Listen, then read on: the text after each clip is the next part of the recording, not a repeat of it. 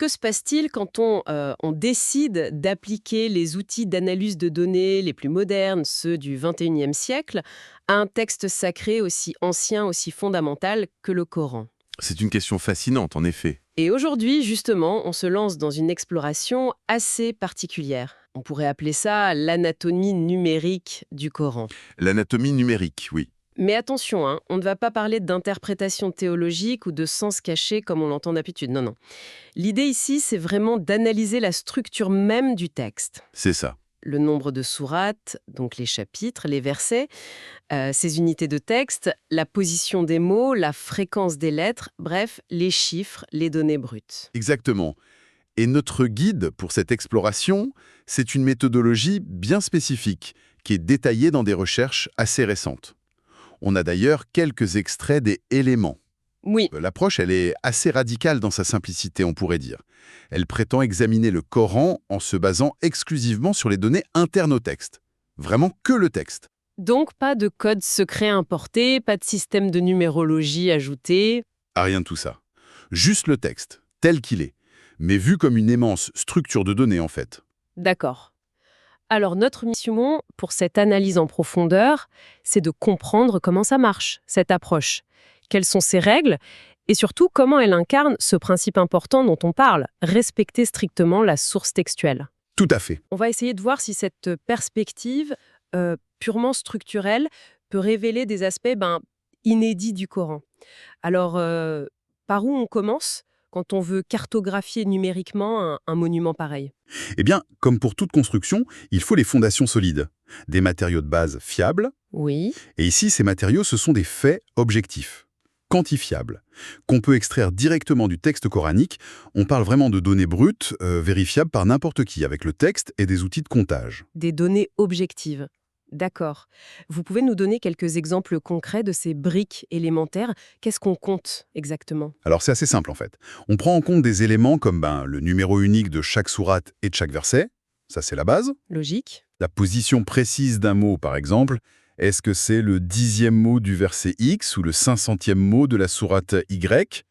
Le nombre de lettres dans un mot, en comptant toutes les lettres ou juste les lettres distinctes. Ouais, d'accord. La fréquence d'un mot aussi, combien de fois il apparaît dans tout le Coran, et même son numéro d'occurrence spécifique.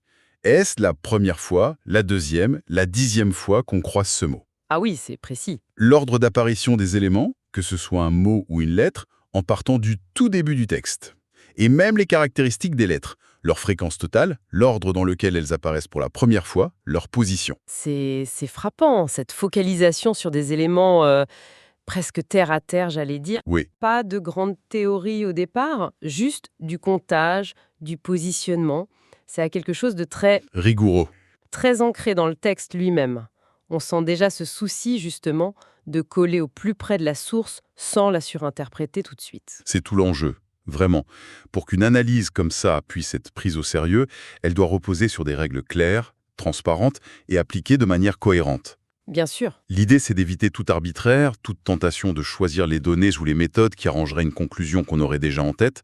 La crédibilité, elle repose entièrement sur cette rigueur et cette fidélité aux matériaux bruts. Donc, cette rigueur dans le choix du texte source, c'est la première pierre de l'édifice. Forcément, la première règle, ça doit être sur la version du Coran utilisée, non? Parce qu'il existe différentes lectures, différentes traditions. Absolument. Et la méthodologie est très claire là-dessus. Elle spécifie ses choix. Elle se base sur la récitation de Hafs Anassim. C'est la version la plus répandue dans le monde musulman, de loin. On estime que c'est à peu près 85% des fidèles qui l'utilisent. D'accord, la plus courante.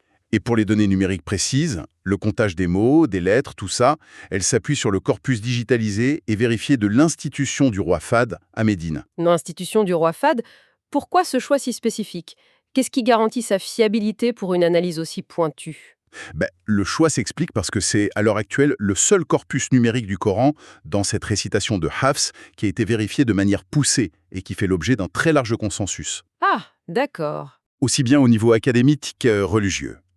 Utiliser cette source, c'est s'assurer de partir de la base de données la plus fiable et la moins contestée possible. C'est une manifestation directe de ce principe point. Respecter la source la plus admise, la plus reconnue. C'est logique. Bon, le texte source est clairement défini, justifié, Mais l'arabe, comme toutes les langues, ça a ses petites particularités orthographiques. Je pense notamment à la lettre hamza, E, qui peut s'écrire de différentes manières ou être portée par d'autres lettres. Comment la méthodologie gère ce genre de détails pour être sûr que les comptages sont cohérents? C'est un excellent point. Et la méthodologie l'aborde de front, en toute transparence. Il y a une étape de normalisation orthographique. Le but, c'est de s'aligner sur les conventions des manuscrits les plus anciens et sur le corpus de références choisi, celui du roi Fahd. D'accord. Pour simplifier, certaines variations de lettres sont regroupées. Par exemple, différentes formes du alif, comme alif ou i, sont comptées comme un seul a de base. Le ta marbuta est traité comme un ha, le waw avec hamza comme un waw, et le ya avec hamza ou l'alif maksura comme un ya. Et la hamza isolée, ou celle qui est sur alif, wa ou ya, est-ce que ce traitement technique, il a une influence sur les résultats finaux dont on m'a parlé? Alors là, c'est un point crucial que la méthodologie souligne vraiment. Elle insiste lourdement.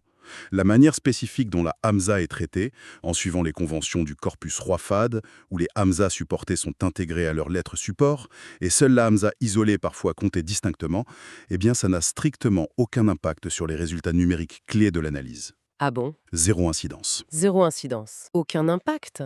Mais comment c'est possible? On pourrait penser qu'ajouter ou retirer une catégorie de lettres, ça change forcément les comptes, non? L'explication est double. D'une part, la hamza isolée, alif, la seule qui pourrait vraiment faire débat. Elle apparaît assez tard dans le texte coranique, bien après que les 28 lettres fondamentales de l'alphabet arabe soient toutes apparues pour la première fois. D'accord. Et d'autre part, sa fréquence globale est très très faible. Elle n'apparaît pas assez souvent pour modifier de manière significative ni l'ordre d'apparition des lettres principales, ni leur classement par fréquence. Je vois. Donc, qu'on adopte telle ou telle convention pour ce détail technique, tout en restant cohérent, bien sûr, les grands équilibres numériques, les classements observés dans l'étude, ils restent inchangés. Le fait de détailler ce point, c'est surtout pour la transparence méthodologique absolue. D'accord. Donc même pour un détail technique comme ça, le principe reste hermétique. On suit la source de référence choisie et on est transparent sur la méthode et son impact ou son absence d'impact ici. Pas d'improvisation, pas de choix caché. C'est ça. Tout ça nous amène logiquement à ce qui doit être le principe le plus fondamental de cette approche, celui qui garantit vraiment qu'on n'injecte pas d'idées extérieures dans l'analyse. Vous y êtes. C'est véritablement le pilier central de toute la démarche. La règle d'or, qui assure l'intégrité de l'analyse vis-à-vis du texte. Et cette règle, si je comprends bien l'esprit de la méthode, c'est interdiction absolue d'utiliser le moindre système de codage externe, c'est bien ça? Parfaitement résumé. Exactement ça. Ça veut dire pas de numérologie basée sur des traditions ésotériques, pas d'attribution de valeurs numériques aux lettres arabes selon système abjad, vous savez, Aleph égale 1, Ba égale 2, etc. Oui, oui. Pas de transposition à l'alphabet latin ou à d'autres systèmes symboliques. Rien, absolument rien, qui ne provienne pas directement et uniquement des données observables à l'intérieur même du texte coranique, tel qu'il est dans la source choisie. Ah, voilà, le cœur du réacteur. Donc, on oublie tout ce qu'on entend parfois sur la numérologie coranique ou les calculs basés sur l'abjad, c'est ça? C'est ça, uniquement le texte, rien que le texte. C'est une approche radicalement puriste en quelque sorte. On pourrait dire ça, oui. La philosophie derrière, elle est souvent résumée par l'adage « le Coran s'explique ou se comprend par le Coran ». L'idée, c'est de laisser le texte révéler sa propre structure, ses propres échos internes, sans lui imposer une grille de lecture venue d'ailleurs. C'est une forme de respect profond pour l'intégrité du texte. On n'ajoute rien, on ne retranche rien, on observe ce qui est là, dans sa configuration numérique propre. L'analyse devient une sorte d'écoute attentive de l'organisation interne de la source. Vraiment. C'est une posture intellectuelle forte, mais j'imagine qu'une approche aussi nouvelle et aussi focalisée sur les chiffres, ça doit susciter des questions, voire des critiques. C'est inévitable quand on touche à un texte de cette importance. Est-ce que la méthodologie anticipe ces réactions? Oui, oui, tout à fait. Et elle essaie d'y répondre de manière structurée. Il y a deux critiques potentielles qui reviennent souvent face à ce type d'analyse. La première, c'est sur le mélange apparent des unités. Vous voulez dire le fait de combiner des nombres qui représentent des choses différentes, comme additionner des numéros de versets avec des fréquences de mots ou des positions de lettres? Ça peut sembler un peu hétéroclite, non? Est-ce qu'on ne risque pas de créer des liens un peu artificiels entre des éléments qui n'ont conceptuellement rien à voir? C'est une objection très pertinente, oui. La méthodologie y répond par une analogie, celle de l'ingénieur civil qui construit un pont. D'accord. Pour réaliser son projet, cet ingénieur, il doit impérativement gérer et combiner des unités de nature très différentes. Un certain nombre de tonnes d'acier, ça c'est une masse, une certaine longueur de câble, en mètres, une distance, un certain nombre de boulons, des unités discrètes, une certaine résistance en pascal, une pression. Oui, bien sûr. Personne ne lui reprocherait de mélanger des pommes et des oranges. Mm. Au contraire, c'est la combinaison de ces éléments hétérogènes qui permet de décrire et de construire la structure complexe du pont. Je vois. Et ce qui est fascinant ici, c'est que l'analyse numérique fait un peu la même chose avec le texte. Elle dresse un inventaire complet des composants, structurels, versets, sourates, lexicaux, mots, et littéraux, lettres. Et elle explore leurs relations pour comprendre l'architecture globale. Croiser ces dimensions, c'est nécessaire pour voir l'ensemble du bâtiment, en quelque sorte. L'analogie de l'ingénieur est éclairante. Ça montre bien la nécessité d'un inventaire multidimensionnel. D'accord pour l'inventaire complet. Mais il y a une autre critique possible, non? Si ces motifs numériques sont vraiment significatifs, est-ce qu'ils ne devraient pas être présents absolument partout dans le Coran? Dans chaque verset? Pour chaque mot? Sinon, comment on sait qu'on ne choisit pas juste les exemples qui confirment le motif? Un peu comme du cherry picking, quoi. C'est la deuxième objection majeure, oui. Celle de l'universalité. Et la réponse de la méthodologie est très claire. Non, il n'est absolument pas nécessaire que le motif observé soit universel pour être significatif.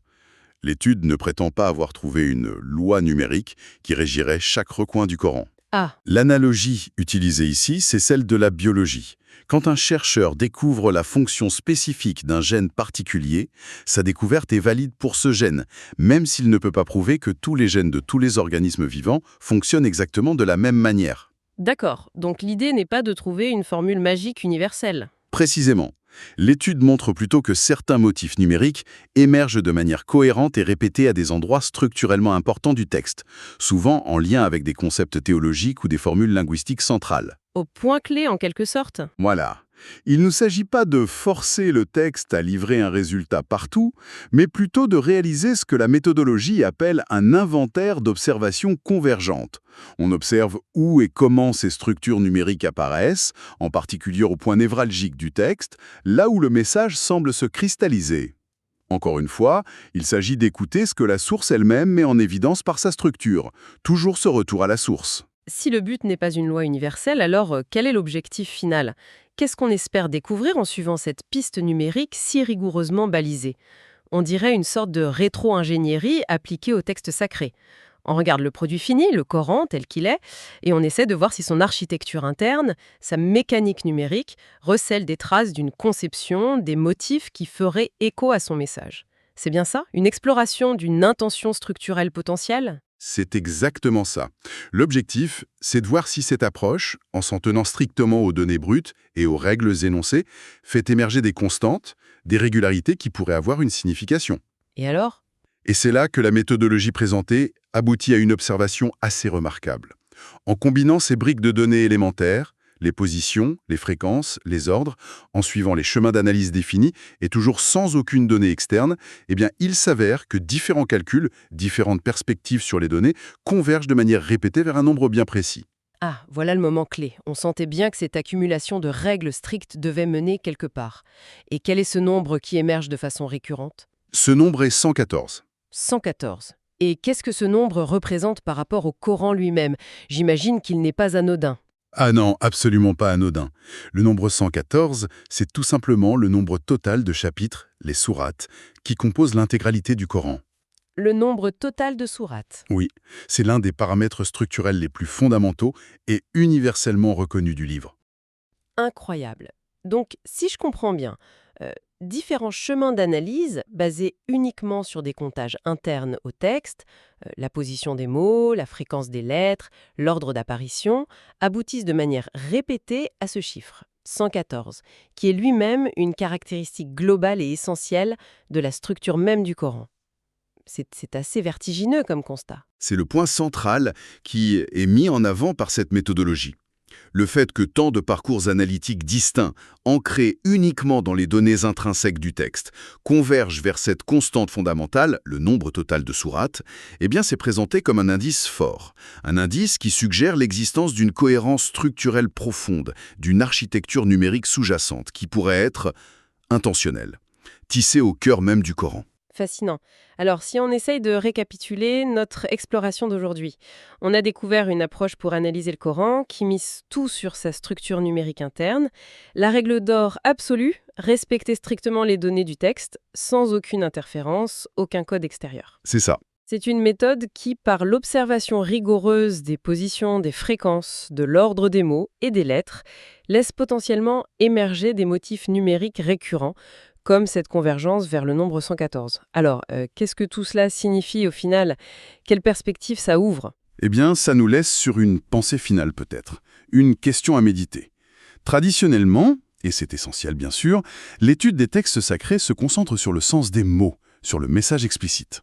Oui, Mais cette approche nous invite à nous demander et si la structure elle-même, ce réseau complexe, souvent invisible à l'œil nu de nombres, de positions, de fréquences, et si cette structure faisait aussi partie intégrante du message? Et si la forme et le fond n'étaient pas deux choses séparées mais profondément, intrinsèquement liées? c'est une question qui ouvre des horizons. En effet, ça soulève une interrogation importante pour la réflexion future. Comment l'architecture même du texte, sa construction numérique interne telle qu'observée par cette méthodologie, comment est-ce qu'elle pourrait contribuer à sa signification, à son impact, peut-être même à sa préservation? C'est une invitation à considérer que le respect strict des sources, y compris dans leur dimension la plus structurelle, la plus élémentaire, pourrait non seulement être une exigence méthodologique, mais aussi une clé pour débloquer de nouvelles perspectives de compréhension. Une piste à explorer, donc. Voilà. Et si dans le Coran, la manière dont les choses sont dites numériquement était aussi significante que ce qui est dit? C'est une question ouverte.